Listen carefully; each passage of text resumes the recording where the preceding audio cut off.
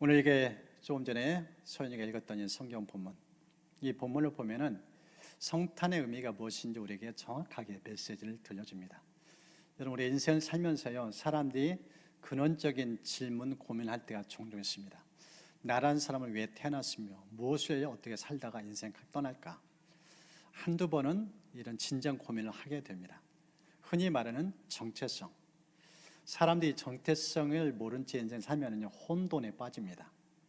2018년도에 한국 이민족 좁은 한반도를 강타한 드라마가 있었습니다. 이름하여 스카이 캐슬. 여러분 보셨나요? 예, 인기에 방영이 됐죠. 대한민국 상위 0.1%에 사는 사람들의 실상을 드라마에 담아서 이제 보여줬습니다. 인생의 현장이 어떤 것인지. 거기에 보면은 한 아버지가 등장합니다. 이 사람은 학력고사 전국 탑을 차지했던 분이에요. 뛰어난 명석한 두뇌. 그렇게 되기까지 엄마가 굉장히 뒷바라지를 많이 했습니다.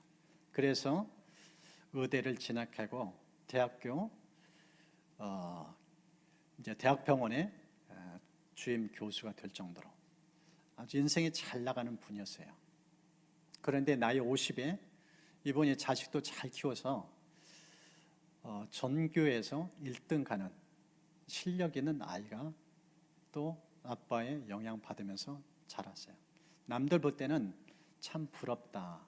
자식도 잘 키우고 본인도 남부를 것인 인생 산다. 돈 있죠, 명예 있죠, 그리고 지위가 있죠. 모든 게 갖춰졌다 할 만큼, 모두가 부러워할 만큼 그런 인물인데, 이분이 이 극중 대사 가운데서 그런 고백을 해요. 나라는 존재 도대체 모르겠다. 강준상. 나는 엄마에 대해 길들여진 인생이지 나라는 존재가 어떤 존재 제대로 알고 인생길 지금 달려가지를 못한다. 혼돈이다. 나는 헛개비 인생이다. 이런 고백을 해요. 이 고백 속에서 우리가 듣고 느끼는 바가 그거예요. 사람이 정체성이 흔들리면은요, 세상에 부러울 것 없는 지위를 갖고 있고 돈도 있고 모든 거 있는데 마음이 공허해요. 너무나 힘겨운 인생을 살아가요. 오늘은 이 성경을 보면은 예수님께서 이런 공허한 인생, 허무뿐인 인생, 도대체 뭘 어떻게 살아야 할지 모르는 인생 가운데서 정확한 인생의 정체성을 심어주기 위해서 예수님이 오셨음을 말씀합니다.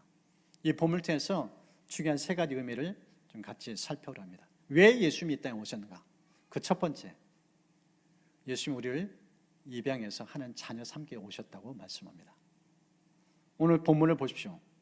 12절, 영접하는 자 곧 그 이름을 믿는 자들에게는 하나님의 자녀가 되는 권세를 주셨다.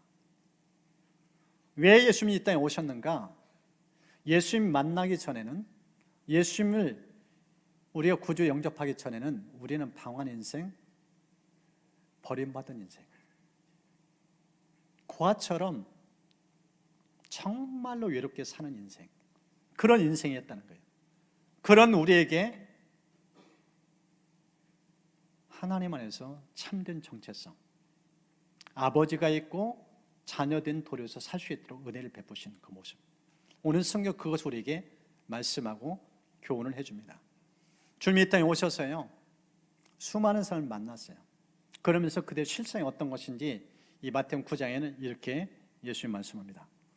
예수께서 우리를 보시고 그들 불쌍히 여기셨다. 그들은 마치 목자 없는 양과 같이 고생에 지쳐서 기운에 빠져 있었기 때문이다. 인생의 실상을 예수님 볼 때 뭐라고 표현하는가? 목자 없는 양. 여러분, 양들은요, 목자 없으면 죽은 목숨입니다. 시력이 약해서 한 치 앞을 내다보지 못해요. 완전히 잘못된 긴 헛길, 죽음의 길로 갈 수밖에 없어요. 그런 인생이라는 거예요. 그래서 고단하고 지치고 방향감도 있고 방황할 수밖에 없는 인생, 몸도 마음도 영혼도 지쳐있는 인생, 파김치와 같은 그런 인생, 그런 실상을 예수님이 보고 탄식하는 모습이 있어요. 그런 인생의 현실이라는 거예요. 제가 말씀 준비하면서 어떤 한 분의 인생 사연을 이렇게 글을 통해서 또 직접 이분이 자기 고백하는 것을 이렇게 들으면서 참 마음이 이렇게 짠하고 가슴 아픈 부분도 있었어요. 이분은 이 세상에 태어났는데 나이 3살 때, 4살 때 엄마가 암투병하다가 세상을 떠나요. 근데 집안마저 경제적으로 굉장히 어려웠어요. 아빠가 이제 엄마 없는 이 자리를 엄마 역할까지 하면서 아이를 길러야 되는데 경제적으로 너무 어려워요. 곤궁해요. 먹고 살 길이 없어요. 자식 제대로 키울 수 있는 능력도 없고. 그래서 외할머니 댁에다가 이 아이를 맡긴 채 어느 날 사라졌어요. 위갓집에 이 아이가 지내는데 외숙모가 너무나 성격이 괴팍했어요. 사랑을 돌볼 줄 몰라요. 몰매를 이 아이의 몸에 구타를 해요. 견디다 못해, 이 아동학대 견디다 못해 이 아이가 집을 뛰쳐나와요. 노숙자가 돼요.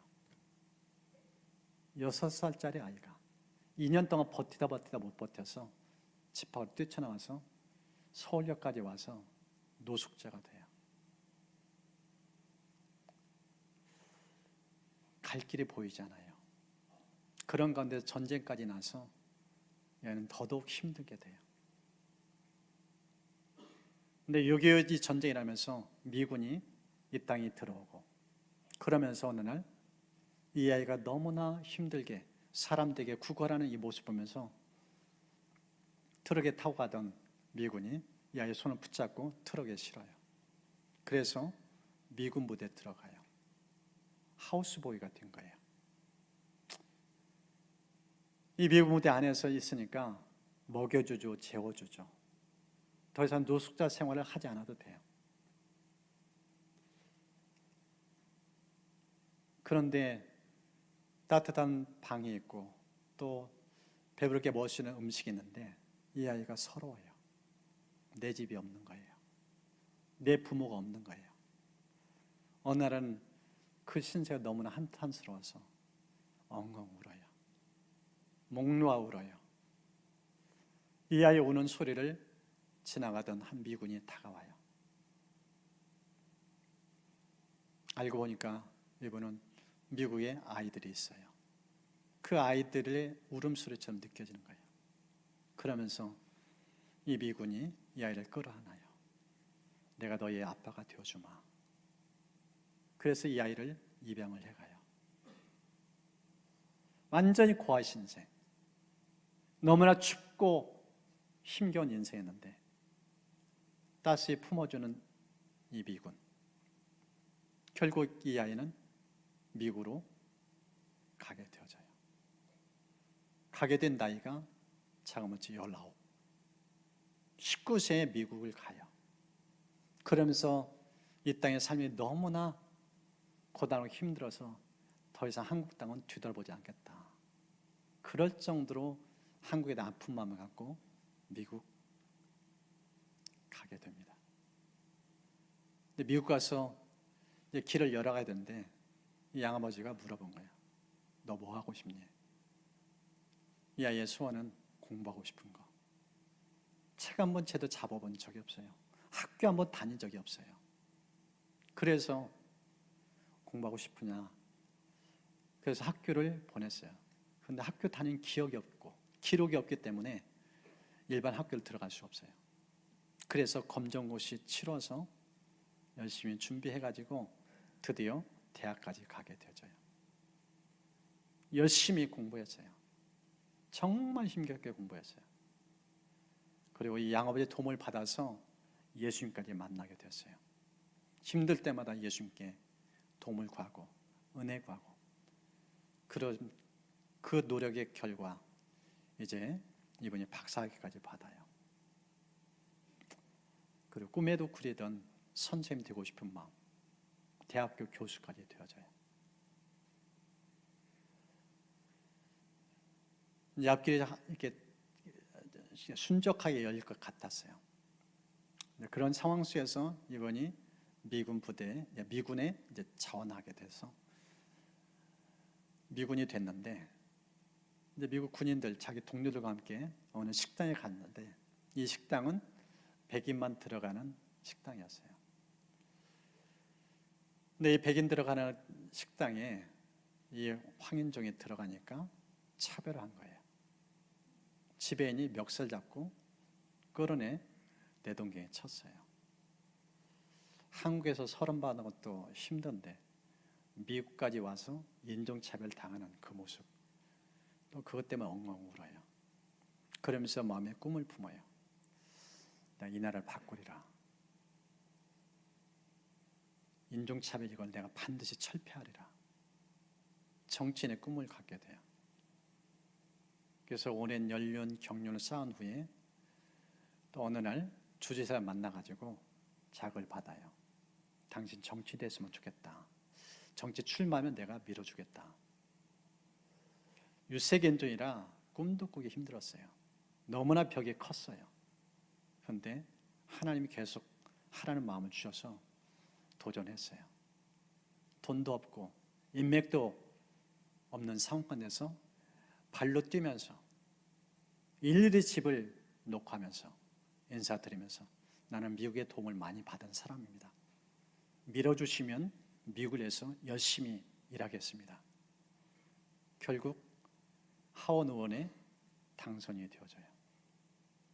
그리고 이분이 인종차별 금지법을 만들어서 통과시켜요. 인종차별하면 법에 위반이 돼요.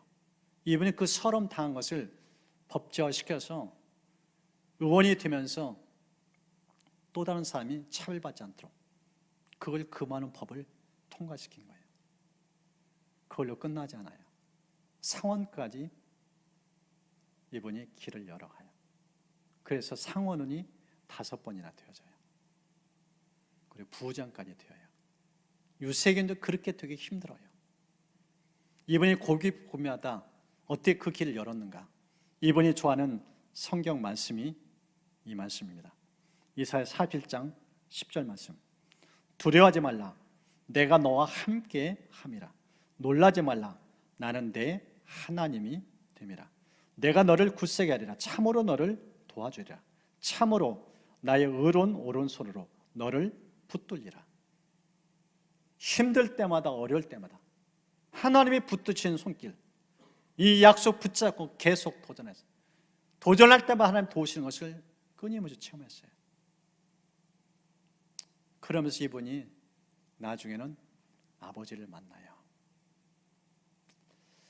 아버지를 만날 때 묻고 싶었던 질문이 있었어요. 아버지, 왜 어릴 적 나를 버리고 도망갔어요? 아버지를 대면해서 이 질문하는데 이 사람은 생각했던 답변이 안 나왔어요. 아버지 자기를 버리고 떠난 줄 아는데 아버지 입에서 흘러나오면 전혀 그런 말이 아니었어요. 내가 어떻게 핏덩이를 버리겠느냐. 그때 우리 집안은 너무너무 가난했다. 너 키울 능력도 없었고 당장 내일 끼니를 해결할 길이 없었다. 그래서 내가 너를 외갓집에 맡기고 머슴으로 팔려갔다. 머슴으로 팔려갔다. 이 말을 듣는 순간 이 아들이 아버지를 와라 끌어안나요.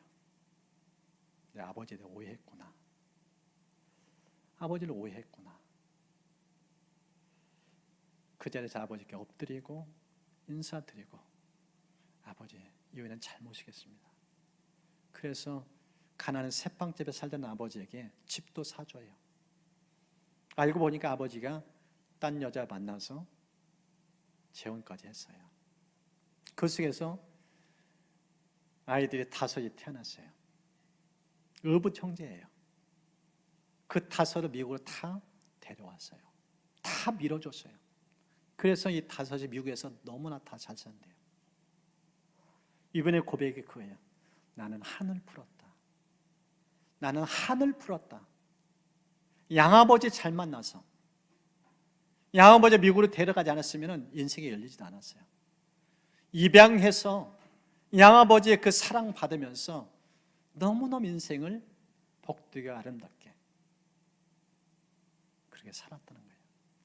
그리고 이분은 정계 은퇴하고 관심사가 입양하였어요. 따뜻한 사랑을 돌봄받지 못한 자녀, 자기 정체를 흔들리는 입양아들, 그들에게 분명한 정체를 심어주고 앞길 열어주기 위해서 후원을 조직해서 그렇게 열심히 밀어줬다는 그런 사연을 들었습니다. 이분은 자료를 보니까 작년 4월 달에 소천하셨더라고요. 미국 상원 출신인 신호범 의원, 이분의 인생 스토리예요. 양아버지 만나서 입양되지 않았으면 이분의 인생길 암울해요. 너무나 힘겹게 인생 살다가 어둡게 인생 끝날 수 있는 분이에요. 사랑이 많은 한 미군, 그 군역을 만나서 인생이 열린 거예요. 우리도 마찬가지예요. 예수님 만남을 통해서 하나님을 아버지라고 고백하게 돼요. 성경을 보니까 로마서 8장에 이렇게 말씀합니다. 너희는 다시 모수하는 종의 영을 받지 아니하고 양자의 영을 받았으므로 우리가 아빠, 아버지라고 부르짖느니라. 예수님을 통해서 우리에게 주신 은총이 무엇인가? 하나님을 아빠, 아버지. 오늘 본문에 하나님의 자녀 되는 권세, 이것을 로마서 8장에서는 아빠, 아버지라는 단어로 표현하고 있어요. 양자된 영을 허락하시다고 말씀하고 있어요. 여러분 생각해 보세요. 나를 만드신 그분, 전능하신 그분, 온 세상을 말씀으로 다스리고 주관하신 그분, 그분이 내 아버지예요. 얼마나 큰 자부심이 있어요. 제가 대학을 졸업한 무렵에 진로를 놓고 기도하는데 하나님께서 하나님을 위해서 인생 드려라, 그런 마음 주셨어요. 그런데 아버지가 예수 믿지 않았기 때문에 그 일을 위해 헌신한 게 쉽지 않았어요. 아버지 장비가 너무 컸고 오랫동안 기도하고 고민하다가 오늘 아버지가 물어봐요. 너 대학 졸업 후에 뭐 할 거냐? 그래서 하나님 주시는 마음을 나눴어요. 아버지가 듣더니만 딱 한마디 하시더라고요. 네가 그 길 간다면은 막진 않겠다. 그러나 이제 더는 안 도와준다. 이제 더는 안 도와준다. 근데 그 순간 하나님 아버지께서 내 안에 계신 주님이 너무나 분명히 말씀을 들려줘요. 이제 너의 인생은 내가 책임져 주마. 이제 너의 인생은 내가 책임져 주마. 나를 만드신 하나님, 나를 지으시고 나를 통해서 하나님을 하기 원하시는 그 주님께서 친히 말씀하시기를 이제 너의 인생은 내가 책임지마. 하나님을 만나니까, 하나님이 내 인생의 아버지가 되니까 앞길이 막막하고 살 길이 보이지 않는 상황인데 하나님이 너무나 명확하게 그 확신을 주셔요. 그 말씀 붙잡고 지금껏 달려가고 있어요. 여전히 삶에는 여러 도전들이 있습니다. 그런데 그때마다 하나님께 나아가 아버지, 이런 어려움이 있어요. 이런 고민이 있어요. 시시콜콜한 문제까지 아버지께 아뢰면 아버지가 들으셔요. 말씀하셔요. 최근에도 어떤 한 문제 있었는데 하나님이 인간적 도저히 해결할 수 없는 문제를 해결하는 경험을 했어요. 너무너무 자상하셔요. 하나님이 나의 아버지 되신다는 것이 얼마나 든든한 힘이 되는지 몰라요. 우리 삶에서 이런 은총 주신 분이 누구인가? 예수 그리스도예요. 예수 믿는 순간 하나님을 아빠라고, 아버지라고 고백하면서 그 전능자의 도움을 손길을 힘을 살 수 있는 특권, 성탄에 이런 의미가 있다는 겁니다. 이 본문 두 번째가 있어요. 주님이 왜 이 땅에 오셨는가? 예수님이 왜 이 땅에 오셨는가? 두 번째는 우리에게 선물 주시게 오셨다고 말씀합니다. 어떤 선물인가? 믿음이라는 선물입니다. 여러분 본문의 13절 보십시오. 이는 혈통으로나 육정으로나 사람의 뜻으로 나지 아니하고 오직 하나님께로부터 난 자들이라. 이 말씀을 보면은요, 우리의 예수님을 구주로 영접하고 예수님을 인생 주인으로 모셔드리는 건 쉽지 않아요. 믿어지지 않아요. 믿기지 않아요. 여러분 11절 보십시오. 뭐라고 표현했어요? 자기 땅에 오매 자기 백성이 영접하지 아니했다. 예수님이 땅에 오셨는데요, 사람들이 무관심해요. 냉대를 해요. 하나님이신 그분이 오셨는데, 나를 만든 창조주가 이 땅에 나를 사랑하고 나를 구원하러 오셨는데 눈도 두지 않아요. 마음도 없어요. 관심이 없어요. 차가울 따름이에요.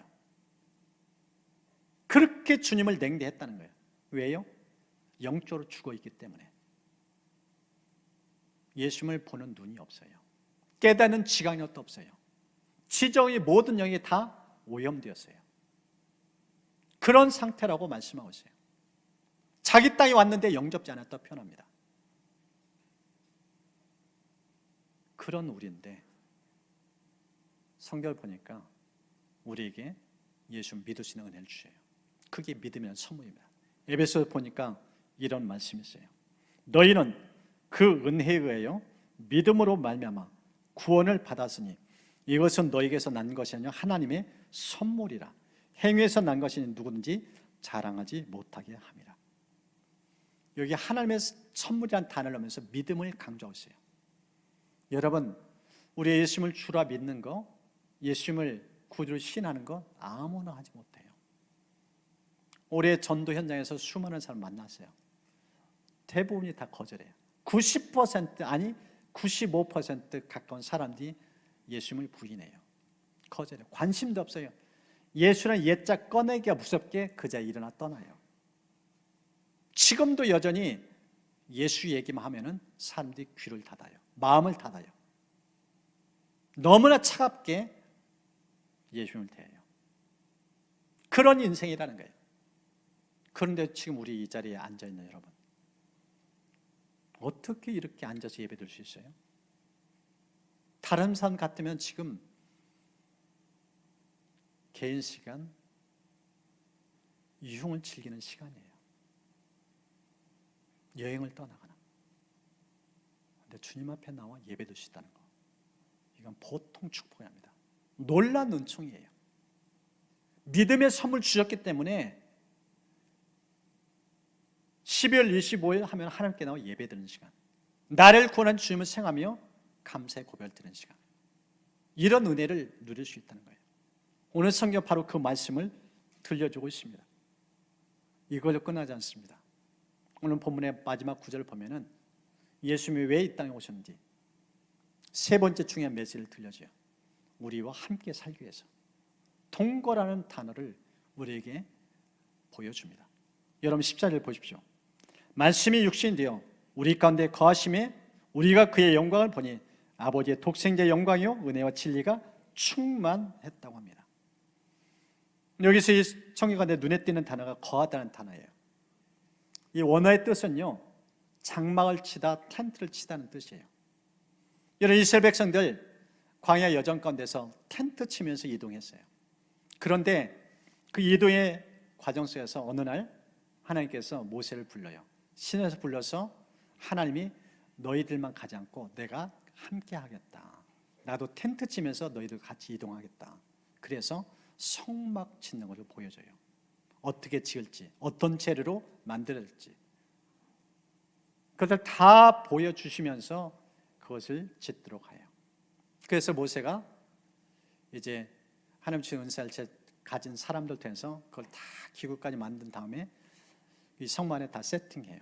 그런 이후에 이제 하나님께 어떻게 임재하신지 이 출애굽기 마지막 장은 이것을 보여줍니다. 구름이 회막에 덮이고 여호와의 영광이 성막에 충만하며 모세가 회막에 들어갈 수 없었으니 이는 구름이 회막 위에 덮이고 여호와의 영광이 성막에 충만함이었으며 낮에는 여호와의 구름이 성막 위에 있고 밤에는 불이 그 구름 가운데에 있음을 이스라엘 온 족속이 그 모든 행진하는 길에서 그들의 눈으로 보았더라. 이 말씀을 보면은 하나님 임재가 그대로 눈으로 보여져요. 하나님 우리 곁에 있구나, 우리와 함께하구나. 아마 여러분들이 출애굽기 이 부분을 볼 때마다 나도 그 현장에 있었더라면 부러운 마음을 가진 분들이 있을 거예요. 근데 부러울 필요가 전혀 없습니다. 오히려 이스라엘 백성은 더 불화할 모습이 있어요. 신약에 예수님 우리와 함께 하시는데 어떻게 함께 하시는가? 우리 몸 안에 들어와 계세요. 고린도후서에 이렇게 기록되어 있어요. 너희는 믿음 안에 있는가 너희 자신을 시험하고 너희 자신을 확증하라. 예수 그리스도께서 너희 안에 계신 줄을 너희가 스스로 알지 못하느냐. 그렇지 않으면 너희는 버림받은 자니라. 예수님 어디에 계신다고요? 우리 안에, 내 몸 안에. 주님이 내 몸을 성전 삼아서, 텐트 삼아서 함께 거하신다는 거예요. 여러분 이걸 믿습니까? 이건 말로 표현할 수가 없어요. 예수님이 내 안에 거하시는 뜻은요, 더 이상 외롭지 않다는 뜻이에요. 주님이 요한복음 14장에 그렇게 말씀해요. 내가 떠나는 것이 너에게 유익한다. 내가 떠나면은 내가 다시 온다. 그때는 육신의 몸이 아니라 영으로 온다. 성령으로 다시 우리 안에 들어오실 걸 말씀해요. 그때는 영원히 떠나지도 않고 버리지 않는다. 고아처럼 버리지 않는다. 그 메시지를 들려줘요. 그 주님이 내 안에 계세요. 지금 이 자리에 예배 드리시는 것도 바로 그런 은혜입니다. 여러분 예수 믿는 것은요, 보통 축복이 아니에요. 완전히 버려진 존재였어요. 사망에서 가는 인생이었어요. 왜 사는지, 무엇을 사는지 방향 감각도 잃고 목적의식도 잊었어요. 그런 우리가 예수님을 만나서, 길과 진리 생명의 예수님 만나서 길이 보여요. 무엇을 어떻게 살지 정확히 알게 돼요. 왜요? 하나님을 통해서 입양됐기 때문에. 예수님을 통해서 하나님을 아버지라 고백하면서 전능자의 도움을 힘입어서 살 수 있기 때문에 그런 은혜가 있어요. 이게 믿어지지 않으니까 심지어 믿으면 선물까지 주셔요. 믿겨지지 않는 스토리인데 믿게 만들어줘요. 그 믿음을 가지고 살아가요. 그것도 감당하지 못할 은혜인데 이제는 내 몸을 성전 삼아 내 안에 들어와 계신다면 이건 보통 축복이 아닙니다. 어마어마한 은혜예요. 그래서 여러분 예수 믿으면서 외롭다, 힘들다, 고단하다, 물론 인생살이 만만치 않으니까 이해는 되고 공감은 되지만요, 그게 진짜는 아니에요. 진짜 내 안에 계신 예수님을 보는 눈이 열리면은 인생길 힘든 상황 속에서도 기뻐할 수 있어요. 감사할 수 있어요. 찬양할 수 있어요. 내 안에 주님이 계신데 뭐가 부럽겠어요? 어떤 집안이 부럽겠어요? 절대 그렇지 않습니다. 이 땅은 차별이 많아요. 육신의 부모 잘 만나면 인생길이 열리는 것 같고, 육신의 부모 잘못 만나면 인생길이 꼬이는 것 같고, 여러분 그렇지 않습니다. 부모가 어떻게 살았든지 진짜 중요한 하나님 그분이에요. 그분이 나의 아버지가 되면은 육신의 부모가 나를 뒷바라지 못해줘도 길이 열려요. 하나님이 책임져 주셔요. 저는 그 하나님을 만나면서 그런 체험들을 수없이 했어요. 우리의 삶에 그런 은혜를 입은 삶입니다. 여러분 이 성탄 세 가지 단어를 마음에 새겼으면 좋겠어요. 첫 번째가 뭐라고요? 입양. 하나님 나를 자녀 삼아주는 것. 두 번째, 선물. 하나님께 나에게 믿음을 심어주셨어요. 마지막 세 번째, 뭐라고요? 네, 주님이 내 몸을 성전 삼아서 내 안에 거하셔요. 날마다 주님과 동행해요. 함께하는 삶을 누려요. 동거의 은총. 세상 사람들이 가장 부러워할 만한 모습, 이 세 가지 다 갖고 있어요. 이 성탄은 축제의 날입니다. 기쁨의 날이에요. 외롭고 힘들고 고단히 살았던 내 인생 가운데서 빛을 주고 진짜 행복을 누리며 살 수 있도록 그 주님이 내 안에 들어와 계세요. 얼마나 감사한지 우리 그 주님 생각하면서 찬양하면서 기도로 나갔으면 좋겠습니다.